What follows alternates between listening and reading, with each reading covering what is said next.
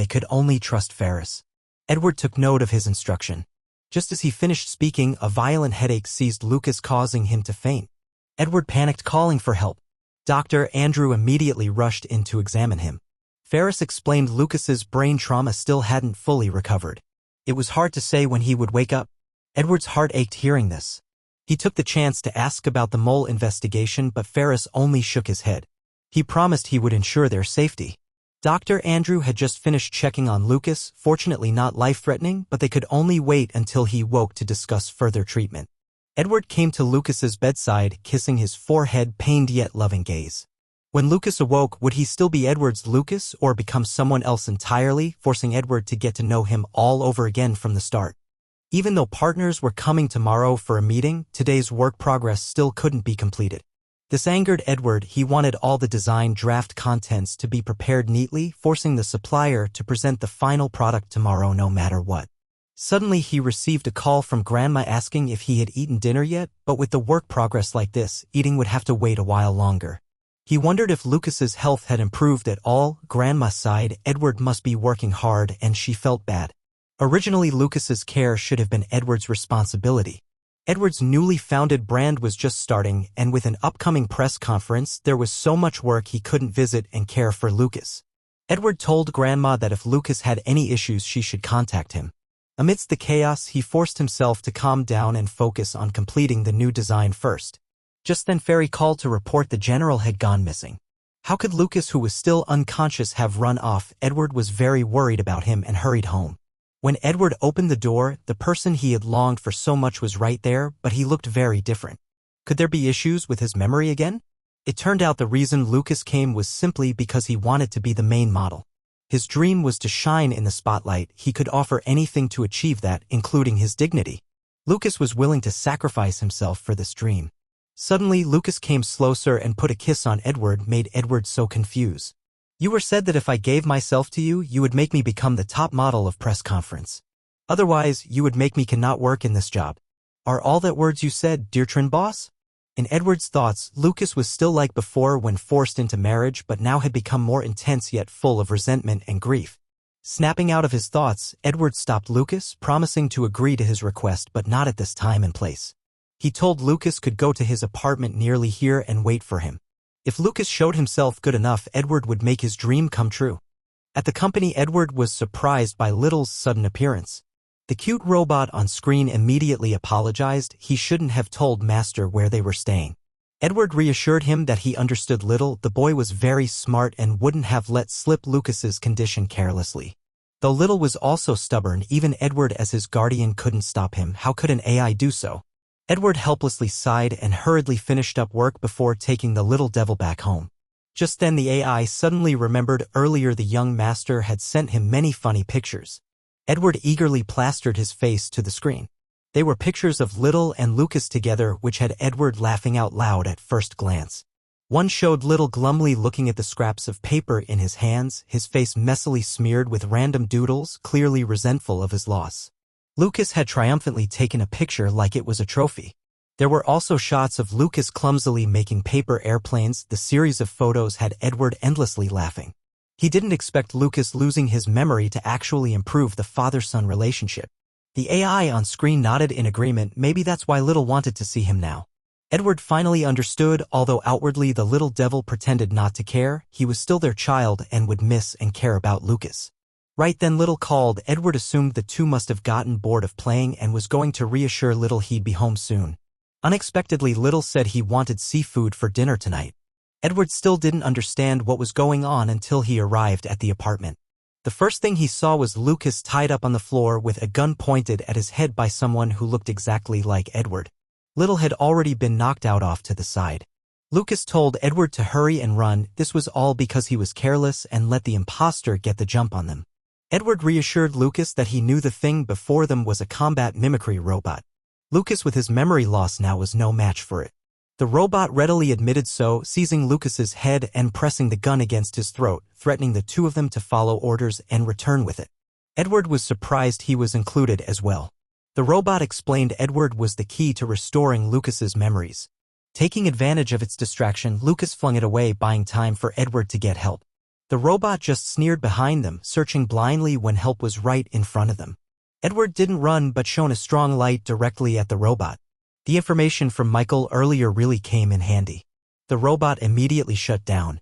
Edward quickly supported Lucas and Little, escaping from there. This time the robot was truly enraged, aiming its gun straight at them. At the military hospital, Edward was discussing Lucas's condition with Dr. Andrew. Before regaining consciousness, there were no negative changes to the brain wound. Although Lucas still remembered Edward, this memory was unrelated to reality. According to Dr. Andrew's experience, the brain was like a vast universe. No matter how much science advanced, it would be very difficult to fully research. For the general's current condition, medically they could only cooperate with the treatment. In other words, they had to act out a role with Lucas at the military school. After hearing the doctor's advice, Edward knew what to do. In the luxury suite, Lucas sat very obediently, seeming to understand his circumstances. Suddenly, he heard some noises. That was Lucas coming. He opened the curtains and let Lucas know that if Lucas accompanied him, he would become the focus in entertainment world. Since Lucas had proactively stayed by Edward's side, Edward should keep his promise and treat Lucas well. After a tiring day, Edward personally cooked attractive dishes for Lucas and also told that he wouldn't treat him badly. A splendid banquet table is all Lucas's favorite dishes. Edward carefully picked up food for Lucas and said, "Let eat full in order to work." Lucas proactively stood to clean up, but Edward looked at him suggestively, saying to leave it for others to take care of. He pulled Lucas into the bedroom to sleep. Edward jumped into the bed, felt comfortable. Lucas didn't expect that they went to the last step. He had all ready for it. As soon as he has been ready for it, Lucas was falling asleep. It was a deep, satisfying sleep since Edward hadn't slept the night before. Was it simply that wanted him to eat, sleep together? Lucas gazed at Edward tenderly, usually a devil but in sleep resembling a little angel. Lucas's heart suddenly beat rapidly. Could he have fallen for this person? On a rainy morning in a corner cafe, Michael Brown and Edward Chin were having a serious discussion.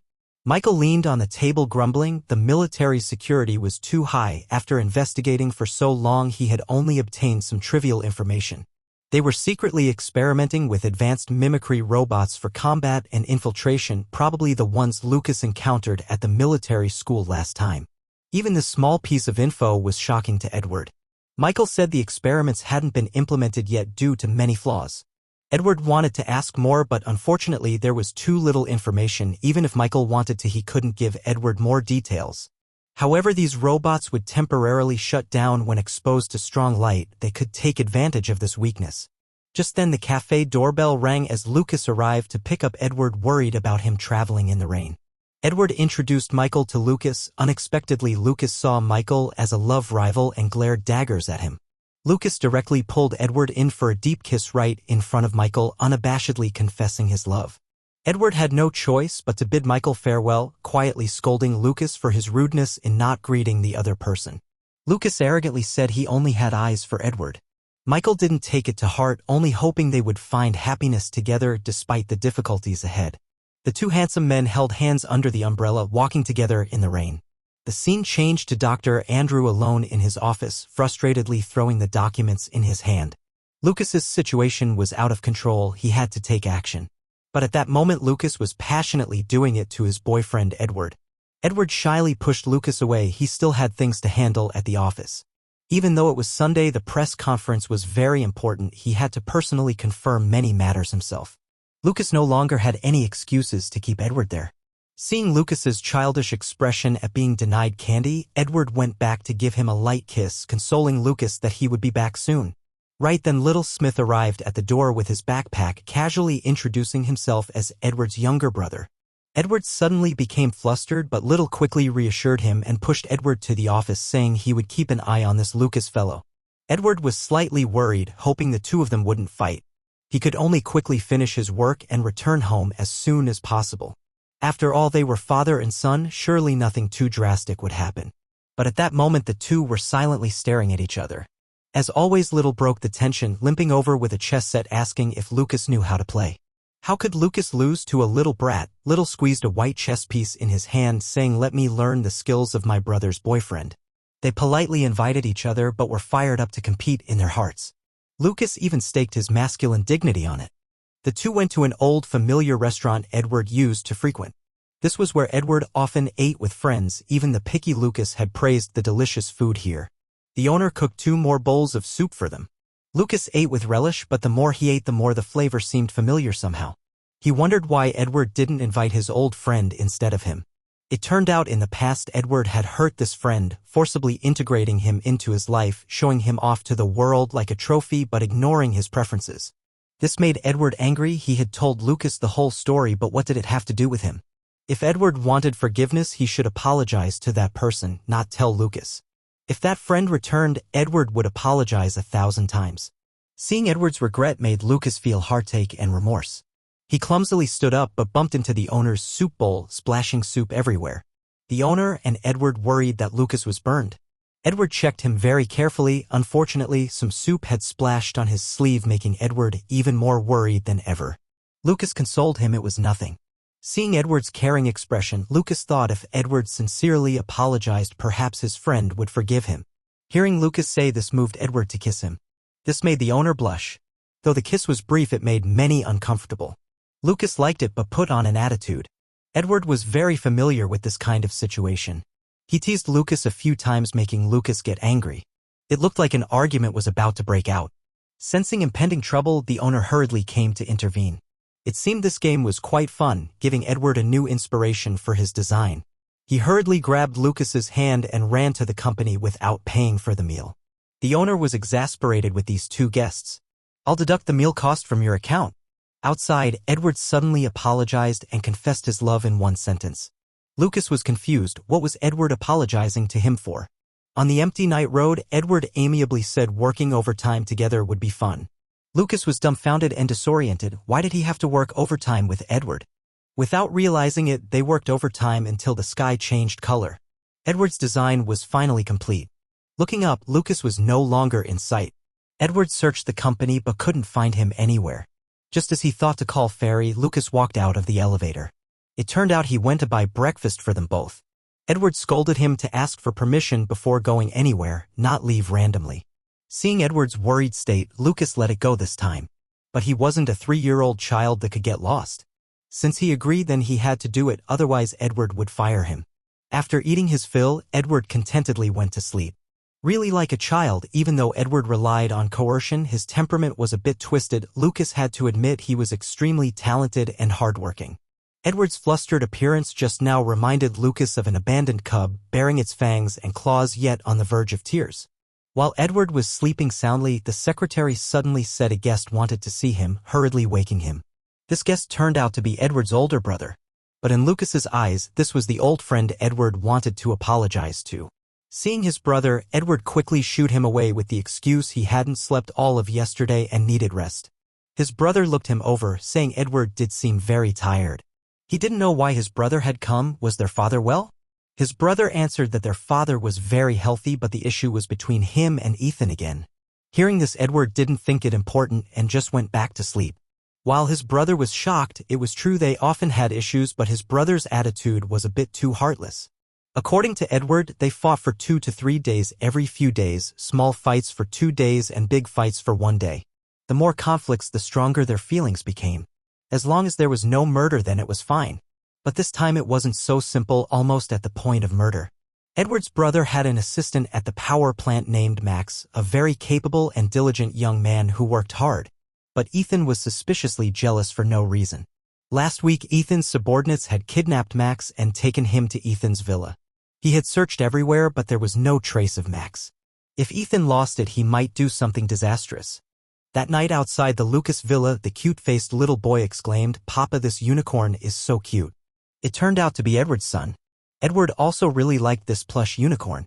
The boy frowned, saying Papa went to the amusement park without him. Edward consoled that when Baba got back from his business trip, the 3 of them would go together. Understanding his dad was tired, the boy left a kiss on his cheek and bid goodnight, asking to bring the unicorn to hug while sleeping. Edward readily agreed. Outside, the boy showed his dislike of hearing his dad go on a business trip because he had overheard Grandma and Fairy's conversation, knowing Lucas had mental issues. In the boy's thoughts, Lucas had monopolized his dad. Inside Ethan's company, Trin and Ethan were arguing. Trin didn't understand what Ethan wanted to do. At the window with a glass of wine, Ethan jokingly asked since they hadn't met for so long if Trin missed him. Trin urgently asked where Max currently was. Ethan thought Trin had lowered himself to come because he kidnapped Trin's lover. Trin warned if Ethan still wanted to see him then release Max. Trin tried to explain he and Max were only professional colleagues, but to Ethan these words meant nothing. Due to their busy work, Trin had to stay at the power plant and couldn't visit Ethan, yet Ethan misunderstood that Trin was getting intimate with Max, strengthening their feelings. Arrogantly, Ethan said if he was so busy, why not just close the hotel? Trin pushed him away, telling Ethan not to cause trouble unreasonably. Ethan knew well how important the hotel was to Trin. He forcefully pushed Trin back against the glass door, ignoring Trin's cries of pain as he started kissing down Trin's nape, taking off his shirt, greatly stimulating Trin. The next day Trin told his younger brother the whole story. Closing the hotel was just an excuse. Ethan was resentful of being ignored by Trin. Trin couldn't properly explain everything to Ethan yet, he would talk when things settled down. After Trin finished his long tirade, Edward only uttered a single, "Oh." This made Trin feel deeply hurt. He leaned over pinching Edward's cheek saying, "Can't beat Ethan but can beat his younger brother?" The two joked and laughed together happily. But in Lucas's eyes, it was an intimate scene between the two. The more he looked, the more his eyes hurt. He charged and pulling Trin up, about to punch him when Edward quickly stopped him saying to let go. It was all just a misunderstanding. Trin swiftly bid farewell and left. Now only Edward and Lucas remained. With amazing marksmanship, Lucas quickly obtained the prize Edward wanted, making the shopkeeper unhappy at the heavy loss. Seeing Edward's cute state now, Lucas just couldn't resist. His heart kept thumping. He never expected to get to do childish things like this with Edward one day. From a different perspective, this city did seem unfamiliar. Edward reached out to touch Lucas's shoulder, deeply kissing him and pushing him back against the wall. After kissing for a while, Edward saw Edward's completely flushed red face. Licking his lips sinisterly, he asked if Edward was satisfied with his service. How was it compared to that person? Such a shameless person, how could he ask the master this? Edward stood up saying Lucas had worked hard today, let's go back together now. From Lucas's expression, it seemed he was a bit frustrated. According to Edward, the sensual night atmosphere just now had surely stimulated Lucas. It was all because he couldn't control himself. That night outside the apartment building, Edward told Lucas to go rest since he hadn't slept last night. But seeing Edward just standing there, Lucas asked why he wasn't going up. Edward said he was going to visit Grandma today, but the real reason was he didn't want to stimulate Lucas again. Usually, Edward would stubbornly stick to Lucas no matter what, so why wasn't he doing that today? This made Lucas very disappointed and frustrated, making him feel like he was the one who was sick. His brother's worries were not unreasonable. Moreover, Ethan was obsessive. His brother had been Ethan's fixation since childhood. If Max had a relationship with Ethan's mindset, something big would surely happen. In front of Ethan's company building, Edward stretched out both arms to block Ethan, saying he had something to discuss. But Ethan's attitude was cold and indifferent. If there was something to discuss, then make an appointment with my secretary. I'm very busy, Ethan Liu. Edward could not accept this attitude from him. As a family, why was Ethan being so arrogant with him? As expected, after being refused by Ethan, Max came to ask Edward for help. In any case, they were married, dealt with it together step by step. Do what you must, but don't involve outsiders. Ethan, I gave him a chance, but he only cared about the other person's safety. I told him to wait patiently while I dealt with the third party, and then we would have a proper discussion. After speaking, Ethan left. In Edward's eyes, he seemed crazy. Ethan's bodyguards stood by, glaring at the situation. Hurry and make him leave. But Ethan was mistaken. Edward hadn't come alone. Seeing the person in Edward's car, Ethan felt quite annoyed. No matter how capable you are, we're completely the same. He turned away, leaving a message to tell Max that after resolving this matter he would come find him, but don't expect him to release the man. Sitting in the car with an unhappy expression, Ethan had been hateful since young. Lucas had been in the car the whole time without knowing what was going on at all. Seeing him make that face made his eyes hurt. Edward joked to lighten the mood, thanking Lucas for his help. This was just helping a friend, no big deal. That friend was the one from the office this morning, right? What exactly was their relationship? These were Lucas's thoughts. Lucas suggested going back to the apartment, but Edward said to wait. They would go out and have some fun together first. The place Edward mentioned turned out to be an amusement park. He handed Lucas a rifle, wishing for the biggest teddy bear prize.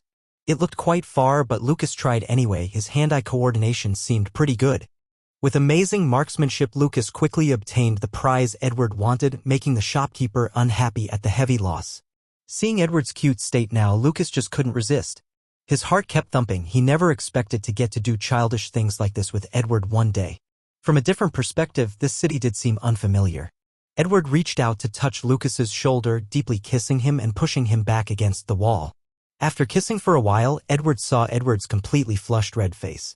Licking his lips sinisterly, he asked if Edward was satisfied with his service. How was it compared to that person?